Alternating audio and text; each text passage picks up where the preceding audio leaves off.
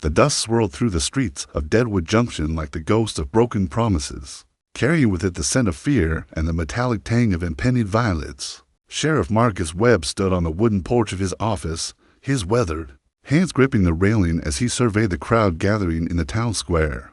The morning sun cast long shadows across the desert landscape, painting the adobe buildings in shades of amber and gold that would have been beautiful under different circumstances. Today, however, beauty was the last thing on anyone's mind.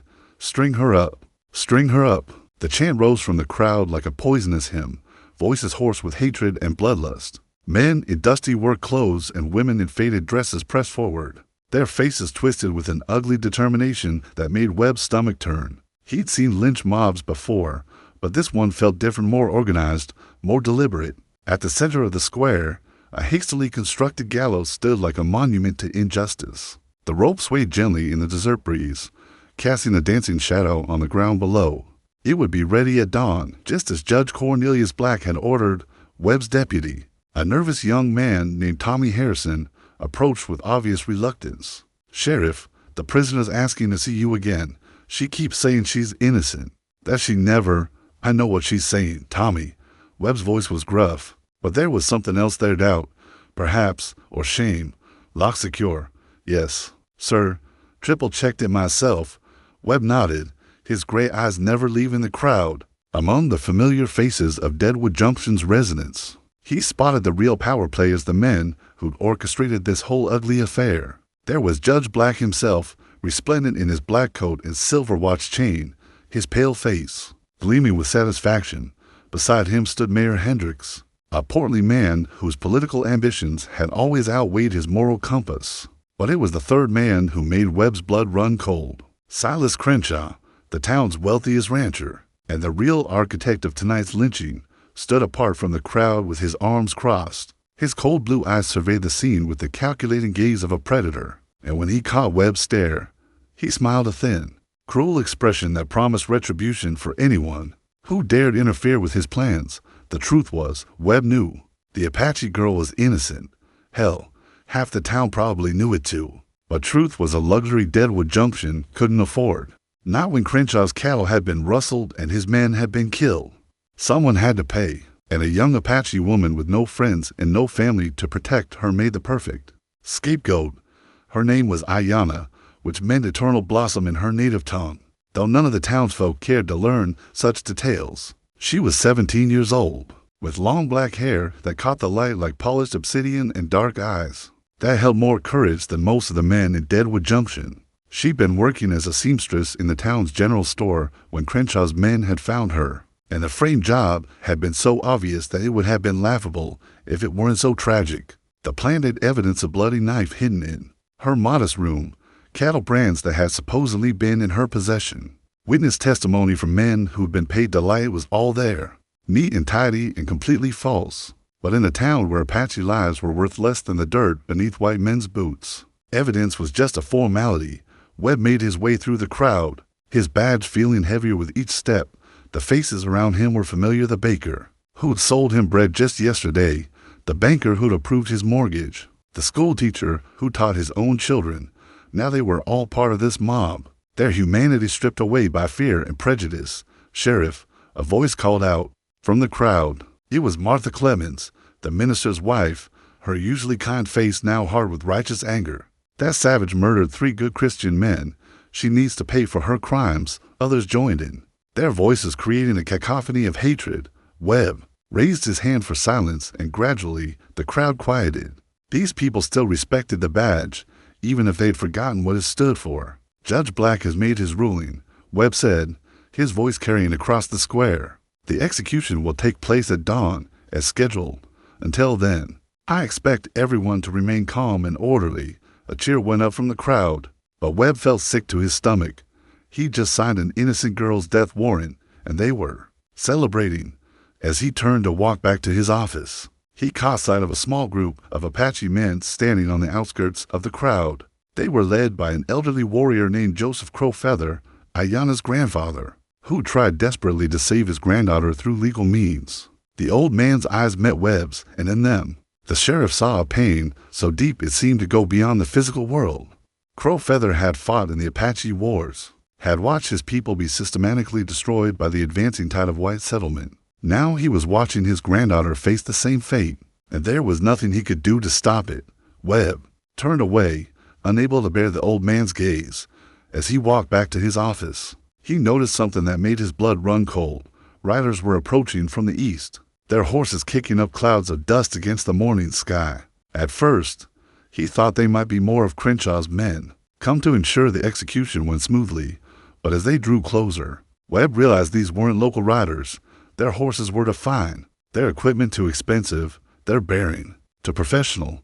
These were bounty hunters, or worse, hired killers, and they were all heading straight for Deadwood Junction. The lead rider was a tall man with a black mustache and cold gray eyes. He wore a long duster coat that flapped behind him like the wings of some dark bird, and two pearl-handled Colt revolvers hung at his sides. When he reached the town square, he dismounted with fluid grace and approached the gallows with the casual interest of a man examining a piece of furniture. "Name's Jack Morrison," he said to Webb, his voice carrying the flat, emotionless tone of a professional killer. "Heard you folks were having a hanging." Webb felt a chill run down his spine. Morrison was a legend in these parts of gun for hire, with a reputation for taking any job, as long as the price was right. The fact that he was here now could only mean one thing. Someone had paid him to ensure Ayanna's execution went smoothly. "We've got everything under control," Webb said carefully. "Don't need any outside help." Morrison smiled, but it didn't reach his eyes. "Oh, I'm not here to help with the hanging, Sheriff. I'm here to make sure nobody tries to stop it." The implication was clear. Morrison had been hired to kill anyone who might try to rescue the girl. Webb's hand moved instinctively toward his gun, but Morrison's smile widened. "Easy there, Sheriff. We're on the same side, remember? All I want is to make sure justice is served." Justice. The word tasted like poison in Webb's mouth. He watched as Morrison's men spread out through the crowd, positioning themselves strategically around the square. They were professionals, every one of them, and they turned Deadwood Junction into a killing field dot as the sun climbed higher. The crowd grew larger and more restless. Word had spread to neighboring towns, and people were arriving by the hour to witness the spectacle. Vendors had set up stalls selling food and drink, turning the execution into a festival of death. Children ran between the adults' legs, treating the whole affair like a carnival. Webb made his way to the jail, where Ayanna sat in her cell with a dignity that shamed every man in town. She was praying in her native language, her voice soft and musical even in the face of death. When she saw Webb, she stood and approached the bars. "Sheriff," she said, her English accented but clear, "I want you to know that I forgive you."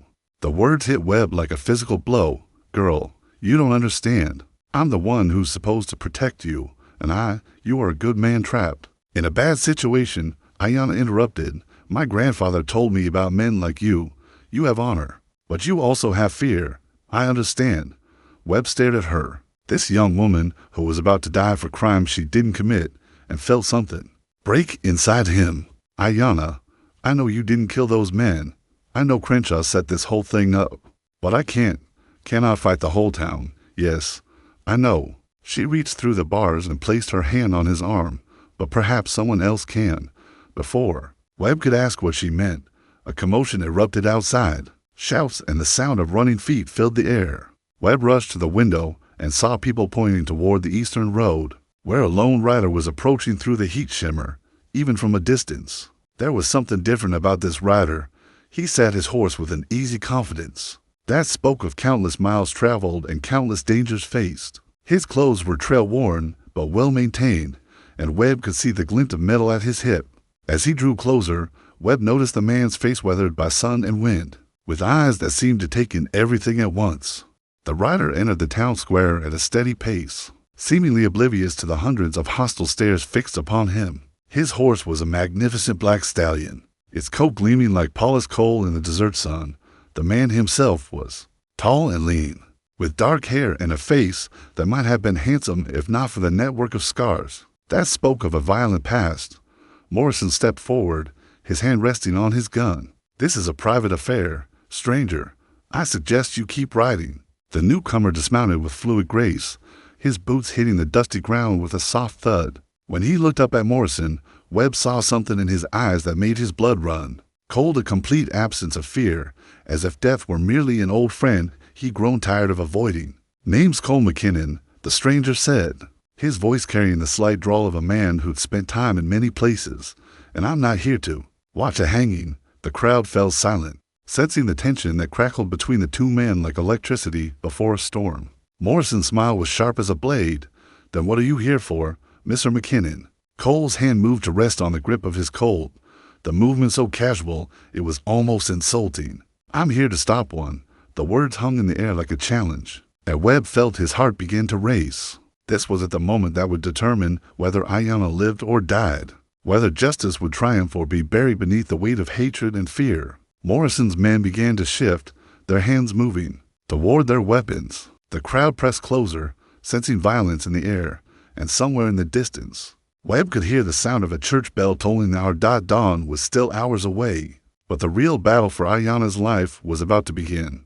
Cole McKinnon stood in the center of Deadwood Junction's main square, surrounded by hundreds of hostile faces and a dozen armed men who'd been paid to kill him. The smart thing would have been to mount up and ride away, to leave this town to its ugly business and find some other place to rest his weary bones. But Cole had never been accused of being smart, and there was something about the sight of that gallows that made his blood run hot. "You picked the wrong town to play hero, stranger," Morrison said, his voice carrying across the square. "This girl's a murderer, and she's going to hang for her crimes." Cole's dark eyes swept the crowd, taking in the faces of the people who'd come to watch a 17-year-old girl die. He'd seen crowds like this before, in other towns with other victims, and they always wore the same expression, a mixture of excitement and righteousness. That made his stomach turn. "Funny thing about murder," Cole said, his voice calm and conversational, "usually requires evidence. Mind showing me what you've got?" Judge Black stepped forward, his black robes rustling in the desert breeze. "This is highly irregular. The trial has concluded, and the verdict has been rendered. You have no standing in this matter." "Maybe not," Cole agreed, "but I've got eyes, and I've got ears, and I've got a real problem with watching innocent people die." The judge's face flushed red. "Innocent? This savage butchered 3 good men. We have witnesses, evidence.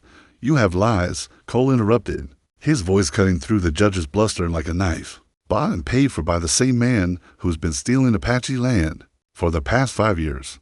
A murmur ran through the crowd, and Cole saw several faces turn toward Silas Crenshaw, who stood near the gallows with his arms crossed. The rancher's expression didn't change, but his eyes narrowed slightly. "Careful, stranger," Crenshaw said, his voice soft but carrying clearly in the morning air. "Accusations like that can get a man killed in these parts." Cole turned to face him, and when their eyes met, the temperature in the square seemed to drop 10 degrees. "Is that a threat, Mr. Crenshaw?"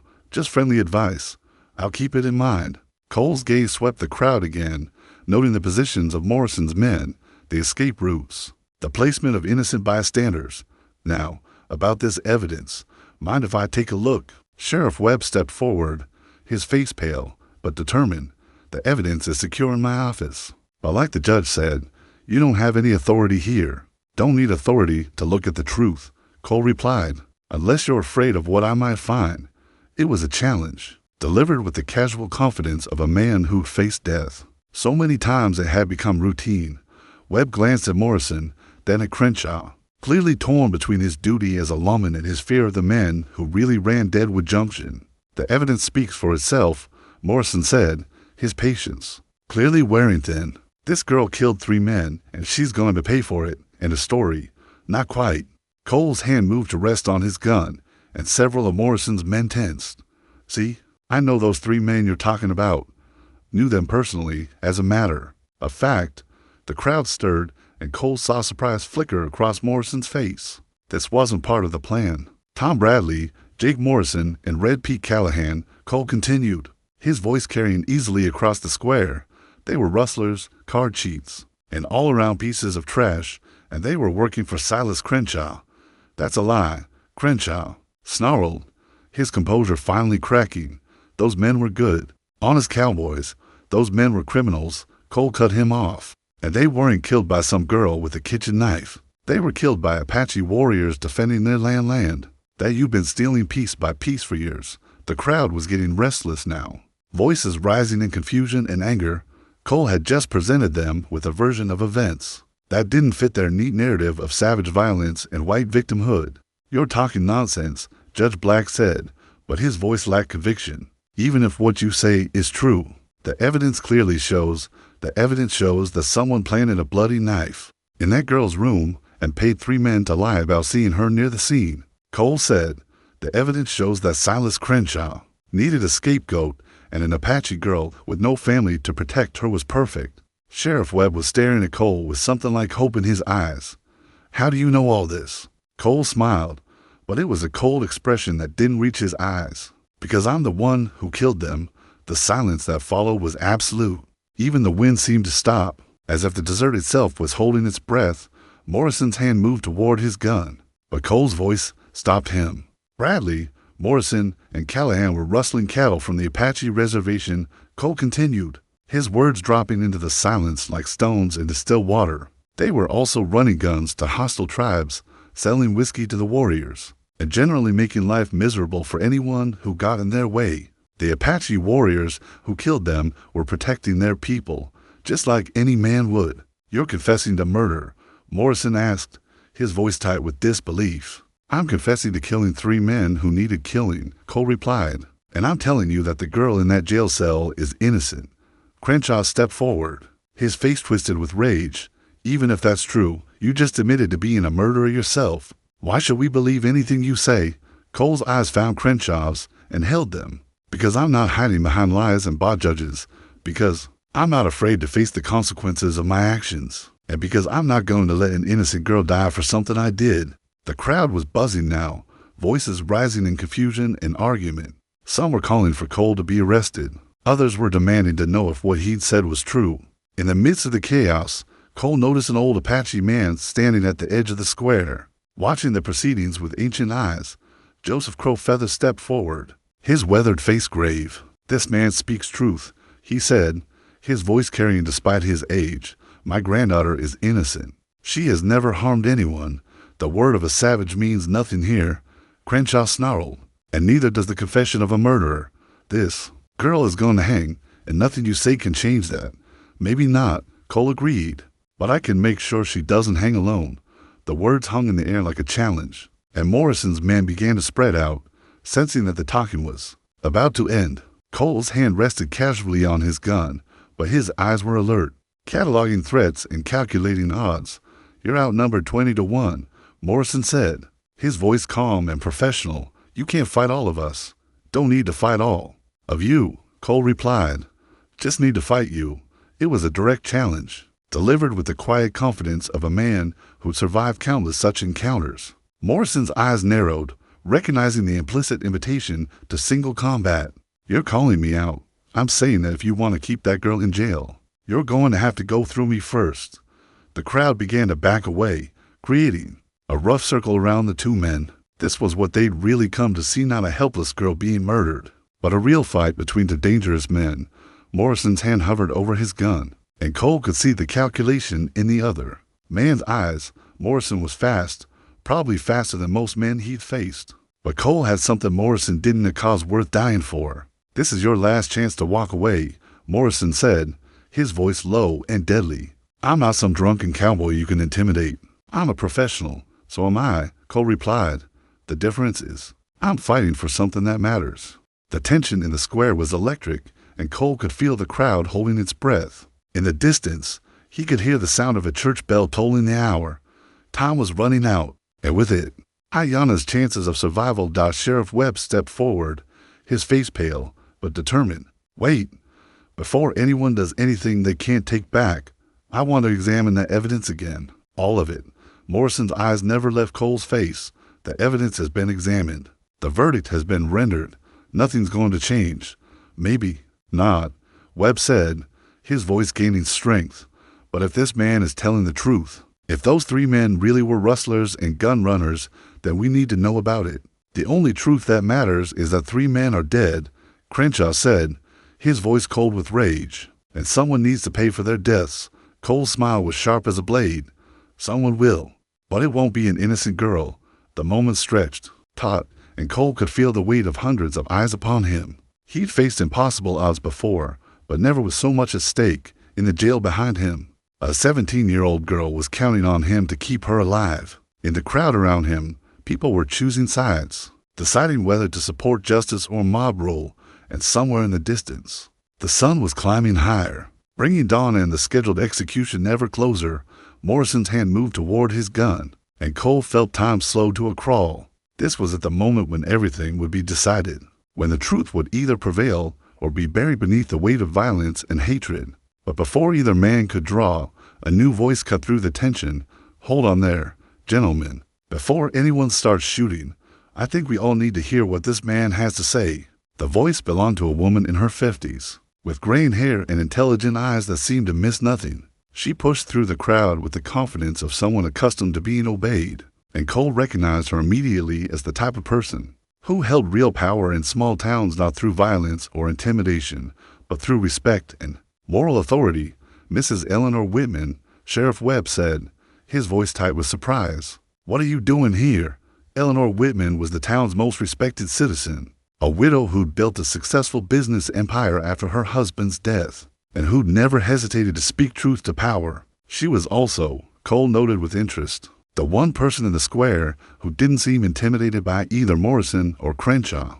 "I'm here because I've been watching this travesty unfold for the past 3 days, she said, her voice carrying clearly across the square, "and I'm here to tell you that this stranger is right. That girl is innocent." A murmur ran through the crowd, and Cole saw several faces turn toward Mrs. Whitman with expressions of surprise and confusion. If Eleanor Whitman was taking the Apache girl's side, then maybe there was more to this story than they'd been told. "Eleanor, you don't know what you're talking about," Crenshaw said, his voice strained. "This is a matter for the courts, not for civilian interference." "The courts?" Mrs. Whitman's laugh was sharp and bitter. "You mean that kangaroo court you and Judge Black set up? The one where the defense wasn't allowed to present evidence, where witnesses were coached, where the verdict was decided before the trial even began?" Judge Black's face turned red. "I'll have you know that this trial was conducted according to the highest standards of corruption and prejudice." Mrs. Whitman interrupted. "I've been doing my own investigation, Judge, and what I found would make any honest person sick." Cole felt a surge of hope. He'd been prepared to face Morrison and his men alone, but having someone like Eleanor Whitman on his side changed everything. The crowd was listening to her, and for the first time since he'd arrived in Deadwood Junction, he saw it out in their faces. "What kind of investigation?" Sheriff Webb asked, his voice careful. Mrs. Whitman reached into her handbag and pulled out a thick folder, the kind that involves talking to real witnesses, examining real evidence, and following the money trail. "That leads right back to Mr. Crenshaw." Crenshaw's face was pale now, but his voice remained steady. "Whatever you think you found, it doesn't change the facts. 3 men are dead, and that girl was found with their blood on her hands. Blood that was planted there," Mrs. Whitman said calmly, "by men who were paid to frame her." She opened the folder and began reading from a handwritten document. "This is a signed confession from Miguel Santos, one of the men who supposedly saw Ayanna near the scene of the crime. He admits that he was paid $50 to lie about seeing her there." The crowd stirred, and Cole saw several faces turn toward Crenshaw with expressions of growing suspicion. Mrs. Whitman wasn't finished. "This is a receipt from the Deadwood General Store, showing that the knife found in Ayanna's room was purchased by one of Mr. Crenshaw's employees just 2 days before the murders. And this," she held up another document, "is a bank record showing that Judge Black received a deposit of $500 from Crenshaw's account the morning after the trial." Judge Black sputtered, his face turning from red to purple. "Those are forgeries, lies. I'll have you arrested for slander. They're not forgeries," Mrs. Whitman said calmly. "They're copies of documents that are safely stored in my bank vault, along with affidavits from people who were too afraid to speak up before." Cole watched the crowd's mood shift like a weather front moving across the desert. Faces that had been hard with righteousness were now clouded with doubt and confusion. These people had been ready to watch a girl die, but they weren't prepared to be part of a conspiracy. Morrison stepped forward, his hand still hovering over his gun. "Even if all of this is true, it doesn't change anything. The girl's been tried and convicted. The law has spoken. The law." Cole's voice was soft but carried easily across the square. What law is that?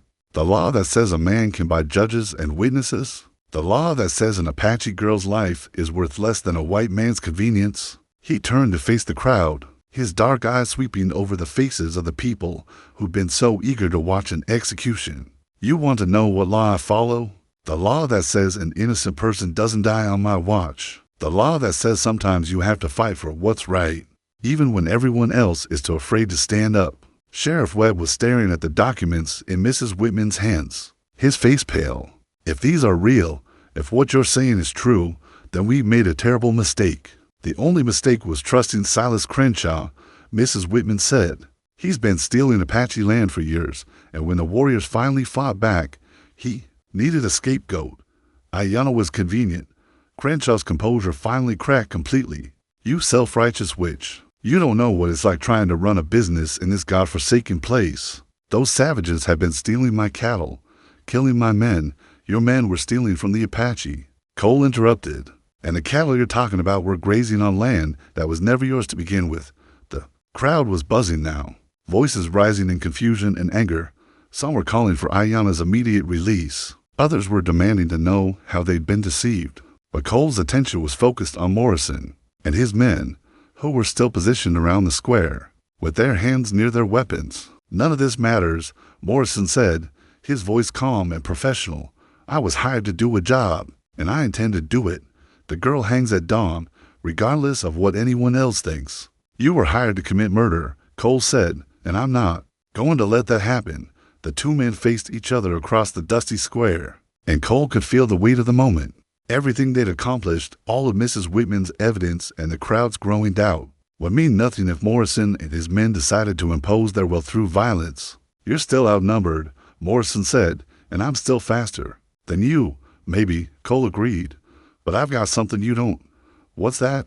Cole's hand moved to rest on his gun, and when he spoke, his voice carried the quiet certainty of a man who'd found his cause. I've got nothing left to lose. The words hung in the air like a challenge, and Morrison's eyes narrowed.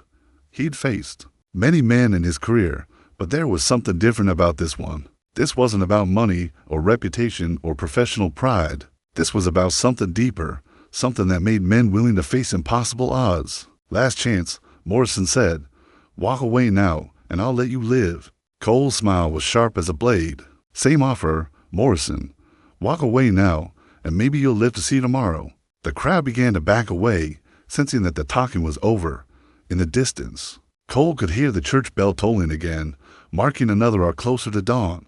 Time was running out, and with it, Ayanna's chances of survival. Mrs. Whitman stepped forward, her voice cutting through the tension. Sheriff Webb, in light of this new evidence, I demand that you postpone the execution pending a full investigation. Webb looked at the documents in her hands, then at Morrison and his men, then at the crowd of townspeople who were now looking at him with expectation. For a moment, Cole thought the sheriff might find his courage. Then Morrison spoke, his voice low and dangerous. The execution proceeds as scheduled. Anyone who tries to interfere will be dealt with accordingly. It was a direct threat, and Webb's face went pale. He looked at Mrs. Whitman's evidence, then at Morrison's guns, and Cole saw the exact moment when fear won out over justice. I'm sorry, Webb said, his voice barely above a whisper, but the execution stands. The girl hangs at dawn. Cole felt something cold settle in his chest. He'd hoped it wouldn't come to this, but deep down, he'd known it would. In places like Deadwood Junction, justice wasn't about truth or evidence or moral righteousness. It was about power, and the men with the most guns always won. Then I guess we've got nothing left to talk about, Cole said, his voice calm despite the fire burning in his chest. Morrison's hand moved toward his gun, and Cole felt time slow to a crawl. This was at the moment when everything would be decided, when the truth would either prevail or be buried beneath the weight of violence and hatred. But even as his hand moved to his own weapon, Cole knew that this fight was about more than just saving one innocent girl. It was about proving that sometimes, in a world ruled by power and fear, one man's courage could make a difference. The sun was climbing higher, bringing dawn and the scheduled execution ever closer. But Cole McKinnon wasn't going to let an innocent girl die. Not on his watch. Not without a fight. The first shot shattered the morning silence like thunder. and Cole McKinnon moved with the fluid grace of a man who'd spent his life dancing with death. His cold-cleared leather in a motion so smooth it seemed like magic, and Morrison's confident smile died on his lips as he realized he'd been outdrawn. Cole's bullet caught Morrison in the chest, spinning him around and sending him crashing into the wooden platform of the gallows. The sound of splintering would mix with the screams of the crowd, as people scattered in all directions, seeking shelter from the violence that had finally erupted. But Morrison wasn't alone, and his men were already moving, their guns clearing leather as they spread out across the square. Cole ducked behind a water trough as bullets whined over his head, chipping splinters from the wooden sides and sending geysers of water into the air. "Kill him," Crenshaw shouted from somewhere in the chaos. "Kill him and hang the girl." Cole counted muzzle flashes and estimated positions, his mind working with the cold precision of a man who'd survived countless such encounters. 7 men, maybe 8, positioned around the square with overlapping fields of fire. They were professionals, but they were also overconfident, and overconfidence could be a fatal weakness. A bullet smashed into the water trough inches from his head, and Cole rolled to his left, coming up behind a hitching post. His return shot took one of Morrison's men in the shoulder, spinning him around and sending his rifle clattering into the dust. "Sheriff," Mrs. Whitman's voice cut through the gunfire. "Do something. Stop this madness." But Sheriff Webb was crouched behind his office door, his gun drawn, but his hands shaking. This wasn't what he'd signed up for when he'd pinned on the badge, and the sight of professional killers turning his town into a battle field had stripped away what little courage he'd possessed. Cole's second shot dropped another of Morrison's men, but the return fire was getting closer. These weren't the drunken cowboys he'd faced in saloons and back alleys. These were men who killed for a living, and they were starting to find their range. A bullet tugged at his hat, and another burned a line across his left arm. Cole grimaced and shifted position, noting that his ammunition was already running low. He'd only brought enough for a normal fight, not a full-scale war. "Give it up, McKinnon." Morrison's voice was strained, but still strong. The man was wounded, but not dead, and he was still directing his men with professional precision. "You can't win this. Surrender now, and we'll make it quick." Cole's response was a bullet that sent Morrison scrambling for better cover. The gunfighter's chest was dark with blood, but he was still moving, still fighting. It would take more than one shot to put him down. The battle raged across the square, with civilians caught in the crossfire and buildings pocked with bullet holes. Cole moved from cover to cover, using every trick he'd learned in a lifetime of violence, but he was being pushed back toward the jail. Soon, he'd be trapped with nowhere to run. That's when he heard a war cry that seemed to come from the very soul of the desert itself. Joseph Crowfeather and a group of Apache warriors had appeared at the edge of town, their horses fresh and their weapons ready. They'd been watching the proceedings from the hills, and now they were joining the fight. "Grandfather," Ayanna's voice came from the jail window, filled with hope and fear. The old warrior's eyes found his granddaughter's face, and Cole saw something pass between them, a look of love and determination that transcended the violence surrounding them. Then Crowfeather raised his rifle and let out another war cry that seemed to shake the very foundations of the earth. The Apache warriors swept into the square like a force of nature, their horses' hoofs thundering against the packed dirt as they engaged Morrison's men. The sound of gunfire intensified, echoing off the adobe buildings and creating a cacophony that could be heard for miles across the desert. Cole used the distraction to advance toward the jail, his colt barking as he laid down covering fire. One of Morrison's men tried to intercept him, but Cole's bullet found its mark, and the man went down hard, his gun spinning away into the dust. "The keys," Ayanna called from her cell window. "Sheriff Webb has the keys." Cole's eyes found the sheriff's office, where Webb was still crouched behind his door. The man's face was pale with terror, and his hands were shaking so badly he could barely hold his gun. Cole sprinted across the open ground, bullets whining past his ears like angry hornets. He burst through the office door, and Webb spun around, with his gun raised. For a moment, the two men faced each other, and Cole could see the internal struggle playing out on the sheriff's face. "Don't make me kill you, Webb," Cole said, his voice calm despite the chaos outside. "You know what's right. You've always known." Webb's gun wavered, and Cole could see tears streaming down the man's face. "I wanted to help her. God help me. I wanted to do the right thing. But Crenshaw, Morrison, they would have killed me. They still might," Cole said, But at least you'll die with honor instead of shame. Webb's gun dropped to his side, and he reached for the keys hanging from his belt.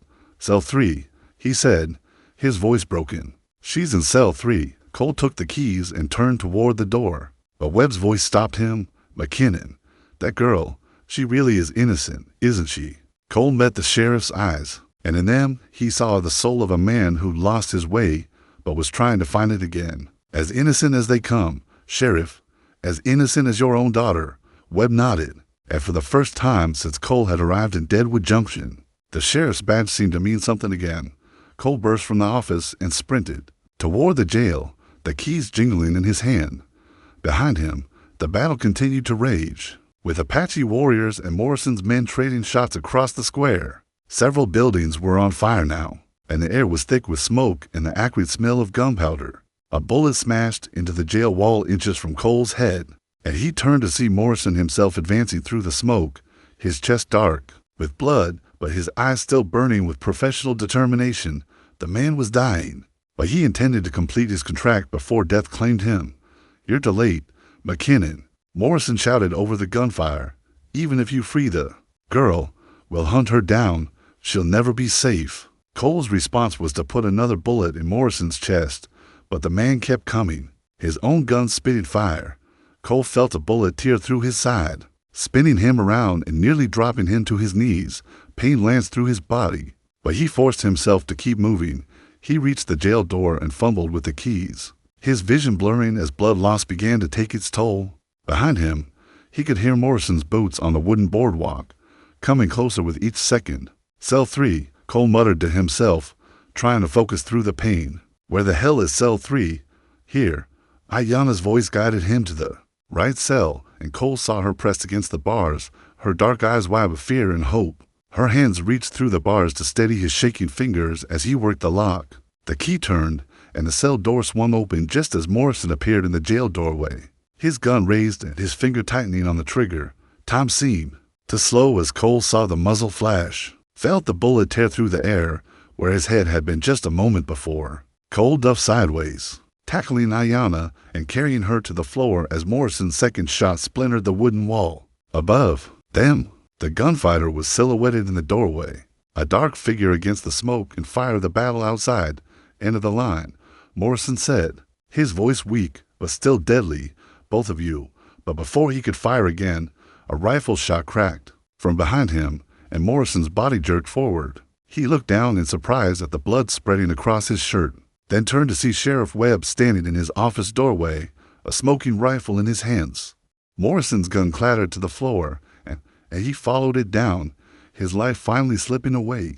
Webb lowered his rifle, his face pale, but determined. Sometimes a man has to choose what he's going to be remembered for, the sheriff said quietly. Cole helped Ayanna to her feet, noting with relief that she appeared unharmed. Outside, the battle was winding down as Morrison's remaining men, seeing their leader dead and facing determined Apache warriors, began to retreat or surrender.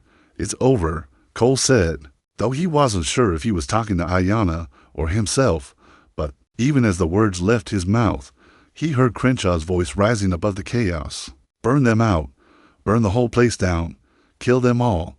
Through the jail window, Cole could see the rancher standing near the gallows, his face twisted with rage and madness. He'd lost control of the situation, lost his carefully orchestrated, framed job, and now he was willing to destroy the entire town rather than admit defeat. Several of his ranch hands were already dousing buildings with kerosene, and flames were beginning to spread through the wooden structures of Deadwood Junction. The Apache warriors were pulling back, trying to avoid being trapped in the growing inferno. We have to get out of here, Cole said, but even as he spoke, he could see Crenshaw's men positioning themselves around the jail. They might have lost the battle, but they were determined to win the war, even if it meant burning down half the town. Ayanna moved to the window, her face grim as she surveyed the scene outside. My grandfather and his warriors, they will not abandon me, but if they stay to fight, many will die. Cole understood. This had started as an attempt to save one innocent girl, but it was rapidly becoming a massacre that would claim dozens of lives. The Apache warriors were brave, but they were outnumbered and outgunned, and the spreading fire was eliminating their options for escape. There has to be another way, Cole muttered, his mind racing. He'd come too far and sacrificed too much to let it end like this. That's when Mrs. Whitman appeared in the jail doorway, her gray hair singed and her dress torn, but her eyes still blazing with determination. "The bank," she said breathlessly. "There's a tunnel under the bank that leads to the old mine shaft. It comes out in the hills, beyond Crenshaw's men." Cole stared at her in surprise. "How do you know about that? My late husband built it during the Apache Wars, in case the town was ever overrun. I'm the only one who knows it exists." Hope flared in Cole's chest. It was a long shot, but it was better than trying to fight their way through an army of gunmen in a spreading fire. "Can you get us there?" Mrs. Whitman nodded. "Follow me, and pray that tunnel is still intact after all these years." They slipped out the back of the jail, using the smoke and chaos to mask their movement. The air was thick and acrid, making it hard to breathe, and the heat from the burning buildings was becoming unbearable. In the distance, Cole could see Apache warriors engaged in running battles with Crenshaw's men, the sound of gunfire echoing off the surrounding hills. They reached the bank without being spotted, and Mrs. Whitman led them to a hidden door behind the vault. The tunnel beyond was narrow and dark, carved from the living rock of the desert hills. "It's about a quarter-mile to the exit," Mrs. Whitman said. "The ceiling is low in places, and there's a chance it might have collapsed." Cole nodded and took the lead, his wounded side throbbing with each step. Behind him, Ayanna moved with the silent grace of her people, while Mrs. Whitman brought up the rear. Her breathing labored, but her determination unwavering. The tunnel seemed to stretch on forever, and Cole's strength was beginning to flag. Blood loss and exhaustion were taking their toll, and more than once he had to stop and lean against the rough stone walls to catch his breath. "Almost there," Mrs. Whitman whispered from behind them. "I could see light ahead." Sure enough, a faint glow was visible in the distance, growing brighter as they approached. The tunnel exit was hidden behind a screen of brush and rocks, cleverly concealed from casual observation. Cole pushed through the vegetation and emerged into the clear desert air, gasping with relief. Behind him, the town of Deadwood Junction was a pillar of smoke and flame, while the sound of gunfire continued to echo across the landscape. Ayanna emerged next, followed by Mrs. Whitman, and the three of them stood looking back at the destruction. Below, in the distance, Cole could see Apache warriors retreating into the hills, their mission accomplished despite the terrible cost. "It's over," Ayanna said quietly. "I am free." But Cole knew it wasn't really over. Crenshaw was still alive, still dangerous, and he wouldn't give up easily. There would be posses, bounty hunters, an endless pursuit. Ayanna might be free, but she would never be safe as long as men like Crenshaw had power. "Where will you go?" he asked her. Ayanna looked toward the distant mountains, where her people had retreated to lick their wounds and mourn their dead. "With my grandfather, to the sacred places where the white man cannot follow." "And you?" Cole considered the question. He could ride away, disappear into the vast wilderness of the American West, and try to forget about Deadwood Junction and the injustices he'd witnessed there. But something inside him rebelled at the thought. "Maybe it's time to stop running," he said quietly. "Maybe it's time to start fighting back." Mrs. Whitman looked at him with interest. "What do you mean?" Cole's eyes were fixed on the burning town below, where Silas Crenshaw was probably already planning his next move, his next victim. "I mean, there are a lot of towns like Deadwood Junction out there. A lot of powerful men who think they can buy and sell justice like a commodity. Maybe it's time someone reminded them that there are consequences for their actions." Ayanna smiled, and for the first time since he'd met her, Cole saw hope in her dark eyes. "You would do this. You would fight for others as you fought for me." "Someone has too," Cole replied, "and I've got nothing better to do with my time." They stood together on the hillside, watching the sun climb higher into the desert sky. In the distance, the fires of Deadwood Junction were beginning to burn themselves out, leaving behind a scarred landscape and the memory of a battle between justice and corruption. But they had won. Against impossible odds, with nothing but courage and determination, they had saved an innocent life and exposed the truth for all to see. It wasn't much, perhaps, but it was a start, and sometimes, Cole reflected as he checked his guns and prepared for the long journey ahead, a start was all you needed to change the world.